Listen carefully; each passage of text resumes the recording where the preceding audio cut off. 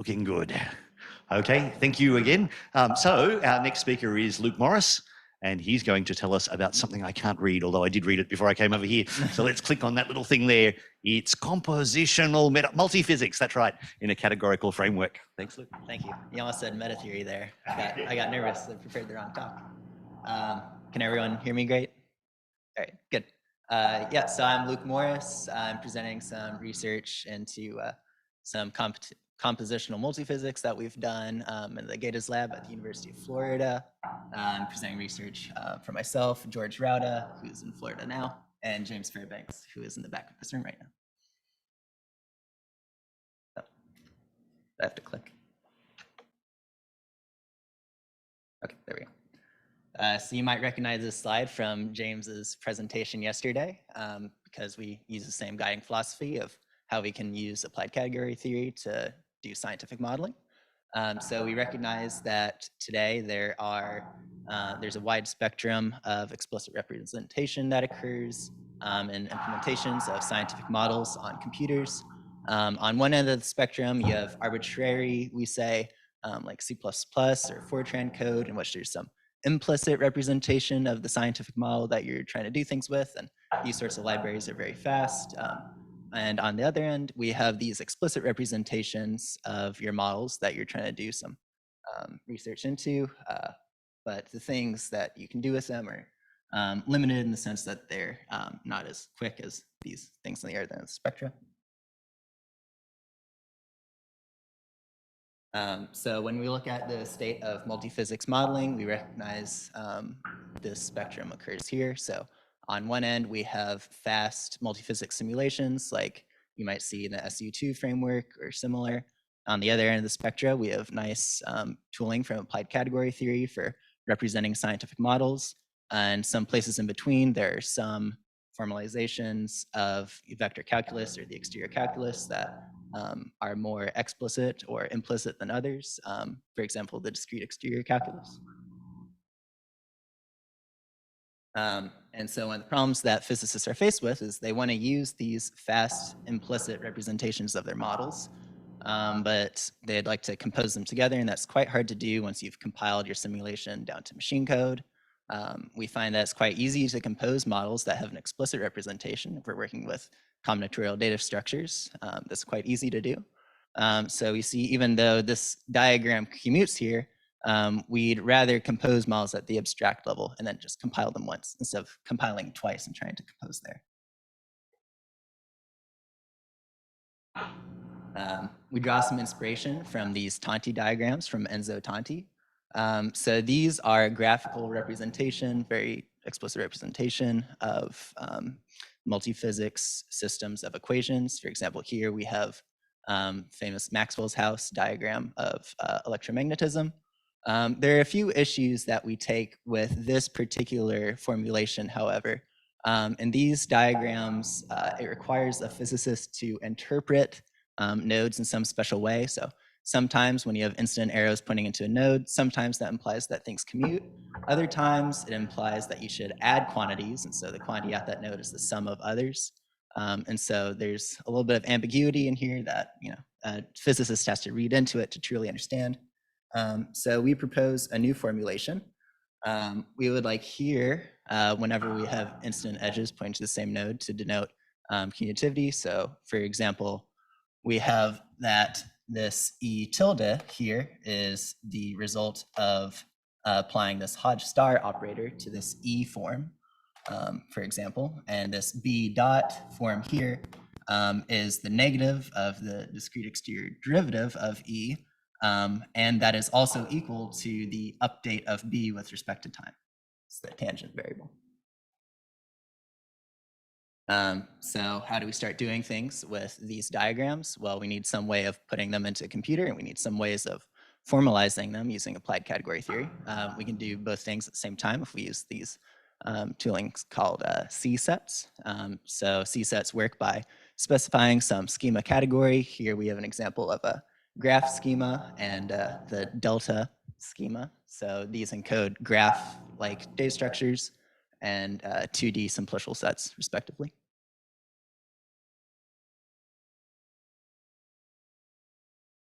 So now let's look at our particular diagram. Here we're going to interpret these symbols as coming from the vector calculus. So we have some operators, div, grad, and curl, that take you from scalar fields to vector fields, and vice versa for curl.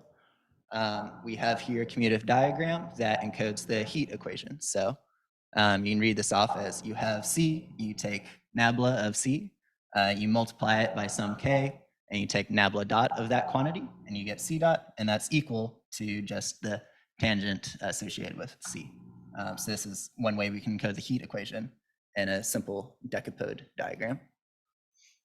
Now let's look at that decapode schema that we want to use. Here we have some variables.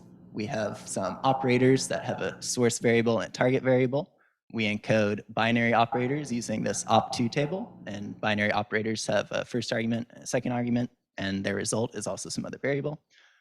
So we can take essentially code pre-sheafs valued over this schema, and we can store our decapodes on the computer, and also think about them using applied category theory. So here we have three multiple perspectives that we have on the same kind of equation. We have the exterior calculus formalization that a physicist might be interested in. This is good for expressivity for physicists. And we also have these graphical equations. These are good if we want to do applied category theory on these objects. And we can also interpret these C-sets as being like in-memory databases. So this is good if we want to do algorithms on these objects. Here we have some more component physics. So we have, for example, Fick's law of diffusion. We have scalar transport by advection. We have an equation that encodes conservation of mass, and one that encodes superposition of fluxes. Now we're faced with a problem. We want to figure out a way to compose these systems of equations together. How are we going to do that? Well, what we can use are composition via wiring diagrams. So here we can interpret these boxes as being our component physics, and they share variables that that are connected by junctions, and on these junctions are the variables that are equivalent in these component physics. And so we can take this diagram and apply it with our four component physics, and we get as a result the advection diffusion equation, which is pretty neat.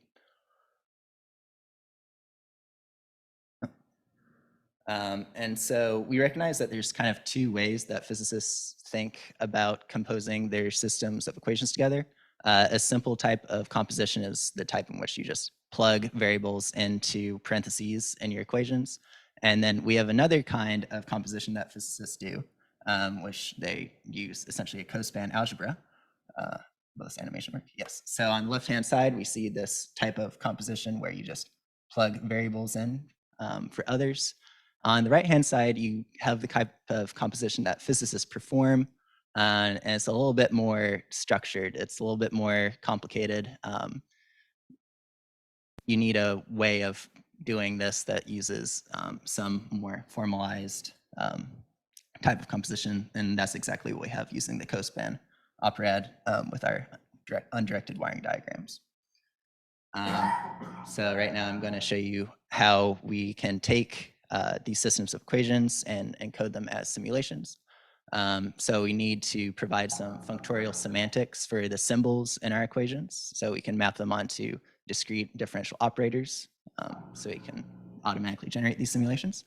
You might recall from your exterior calculus course the notion of zero forms, one forms, the exterior derivative that associate these forms with one another. This is something called the discrete exterior calculus. So we have a notion of primal forms along the top row and dual forms along the bottom row. And we have these operators that associate these quantities with one another. So now let's put all these pieces together. We have a way of composing our systems of equations. We have a way of providing functorial semantics to them, so you get some simulations out of them. And we can take that all together, provide some input data, and we can get an advection diffusion simulation on the computer.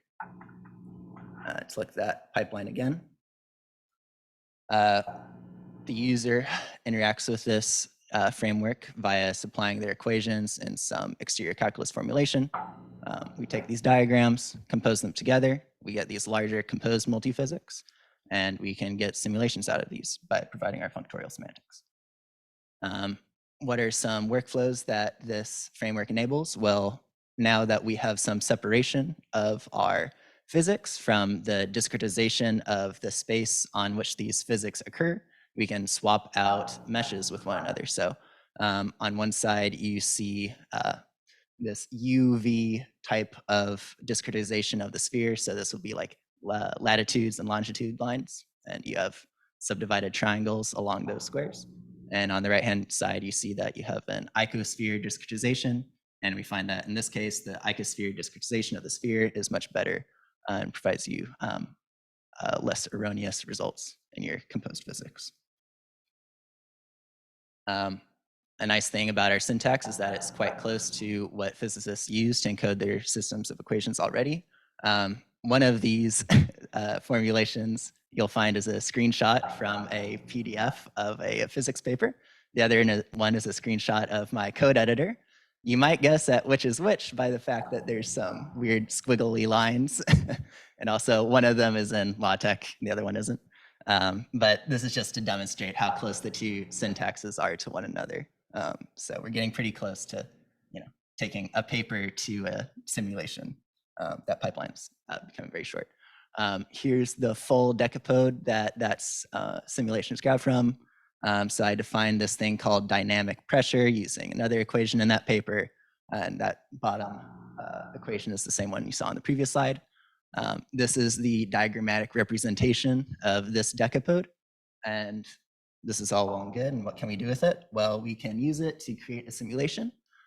So here I just provide some arbitrary initial conditions.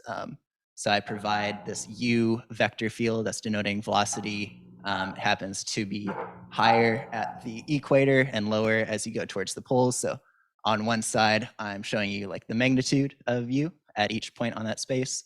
And on the other side, I'm showing you star D star of that same one form. And this is kind of something like curl. So you see there's some curl around the equator, and there's some artifacting going on because there are some points that are located exactly on the equator and some of them that aren't quite there. And so that's where you're getting these bubbles around the equator. So you might notice that sometimes physicists work with quite complex systems of equations. So this example, even though it's sort of a smaller one, it's already large enough to where there could be some errors if you don't compose these together in some formalized way. So it's good for physicists to work with these composition diagrams and then think to themselves, what do I want to plug in for each of these components? So here we have a energy decapode, and here we have a decapode that encodes outgoing radiation. And then that composed physics you saw in the previous slide was all of these things put together. Of course, we can also perform some models that are of current interest. So here we have a glaciology model. So we take this from this paper from 1981, this model of how the height of ice on some glacier diffuses with respect to time. And on the bottom, we have this formulation that relates the constants they use in that equation according to some power law. And so we see these two components, and we want to compose them together. And from that, we get a larger resulting physics. And from this, by providing our functorial semantics, again, in the DEC, we get this ice dome that starts to diffuse over time. And you see some artifacting due to it's reaching the boundary conditions and it's starting to diagonalize along those corners. We're proud that all of the software that's produced is open source. It's using the Catlab and algebraic Julia ecosystem. So you can go online right now, open your cell phones and go to github.com/algebraic-julia/Decapodes.jl. And we have lots of example simulations here. There's quite a lot of work that went into this. GitHub says that there are 10 contributors. That's just people who wrote code. There's obviously some people in the room with us that also contributed this to in theoretical ways. And so in conclusion, I've gone a little fast, so you guys can get to lunch on time, I guess. In conclusion, we see that we can use applied category theory to write good software, and we can use it to address problems that are relevant to physicists and chemists and people interested in multiphysics simulations. And so, like James told you all yesterday, we can push the Pareto frontier of usability, generality, and performance in scientific software. These are some questions, some citations, and we have lots of time for questions. Thank you.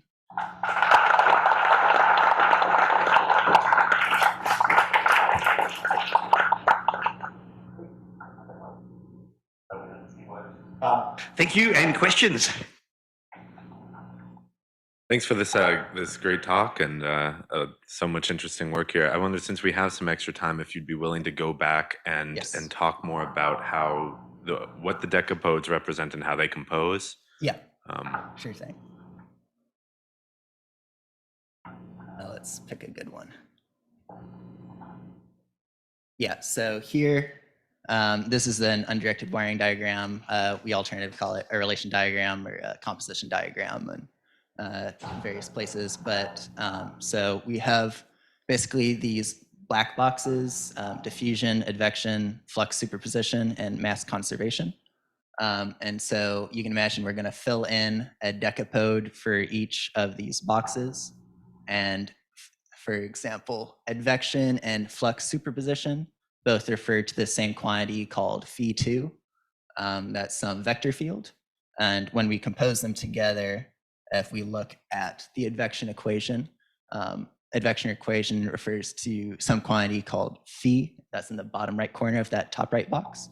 And superposition of flux refers to some quantity here called x2. And so when we compose this together, we want to pick out, first off, a decapode for each of those boxes, and then some internal variable that this phi2 is going to point to for both of them. And so that's like associating an internal variable with a port. And so when we compose this together, we see that this phi2 quantity, there's this wedge product that came from that advection equation, and there's this projection pi2 that came from that superposition equation. And so that's just where that one variable ended up in the composed physics. The two decapodes are literally just glued together along their shared variables. Yeah, it's Wonderful. identifying shared variables. And so these might not just be like the inputs to this system or the outputs of another system. These might be internal variables, for example. And so you might have some quantity that's like you computed the curl of this quantity in some component decapode, and then you read some paper and it says, oh, the curl of this quantity is actually equal to the constant that appears in the power law in this decapode. And so you can pick out these internal variables as well to these diagrams and compose along those. So they needn't be state variables. Excellent. Any further questions?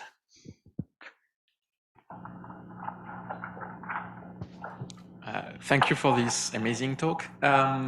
I wanted to know, like, in physics simulation, there is often a coupling between parallelization methods and numerical methods with the physical model.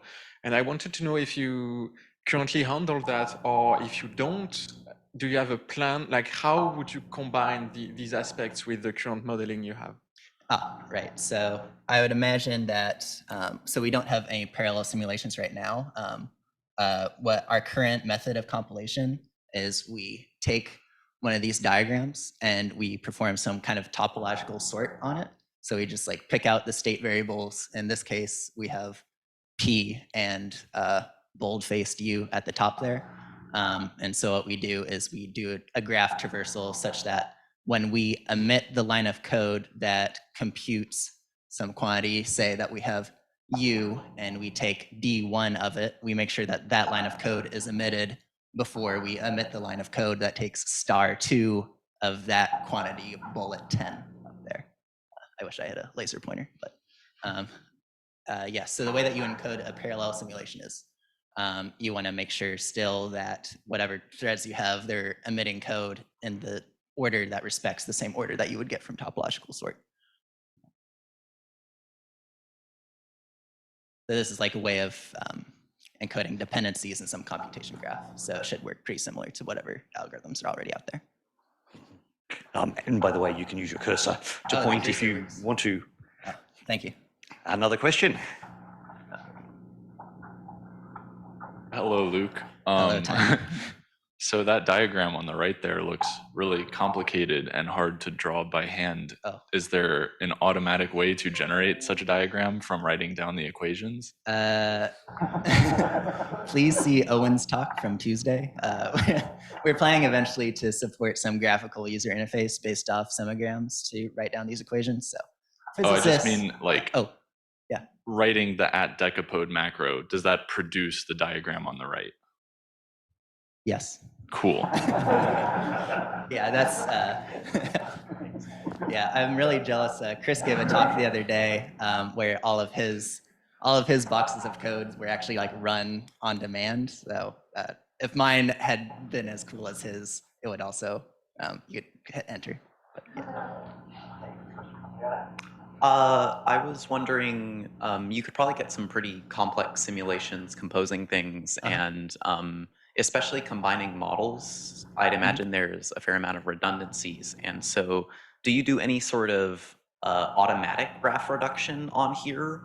Or if you wanted to like basically filter out all your redundancies, would you have to do that by gluing things in the wiring diagram? So that's right. Gluing things would be one strategy of doing it. Since we're working with, well, one thing I should say is there's lots of tooling that's available in the algebraic Julia ecosystem. One of the projects, the same one Chris gave a talk on the other day, algebraic rewriting.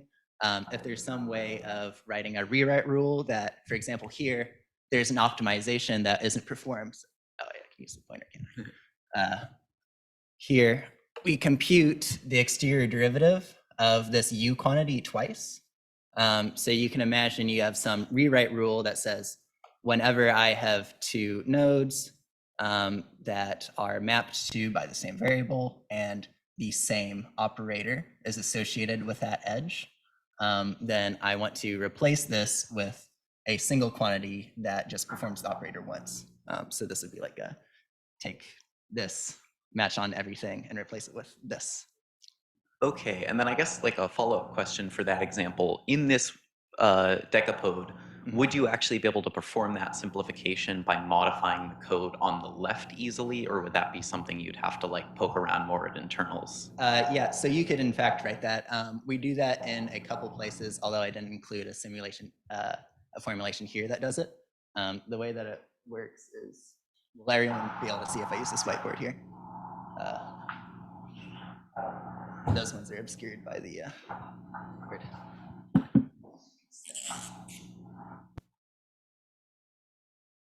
Right, so what we could do here is we say that we have some quantity called u and perhaps LaTeX symbol up d that is equal to d of u.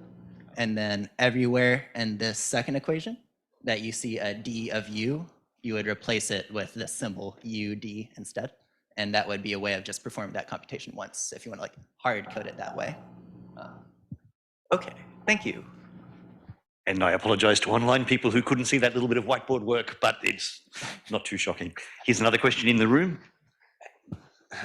More of a comment. Uh-oh.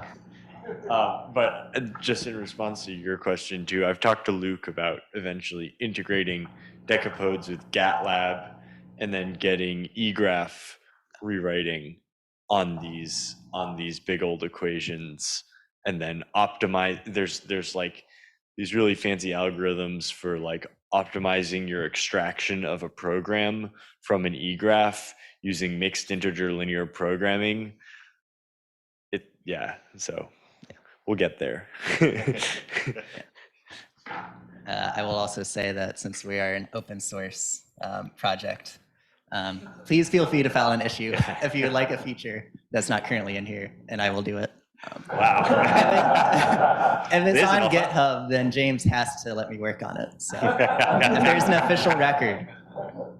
I see, that's how it works.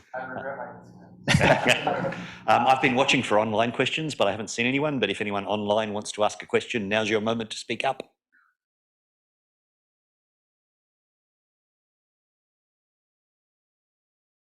And you always have to wait longer than you think you have to wait for people online because they're looking for the mute button and all that kind of stuff.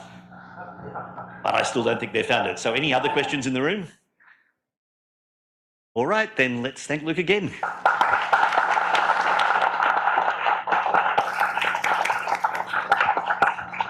And thank you, everybody. Time for lunch. We meet again at 2 o'clock.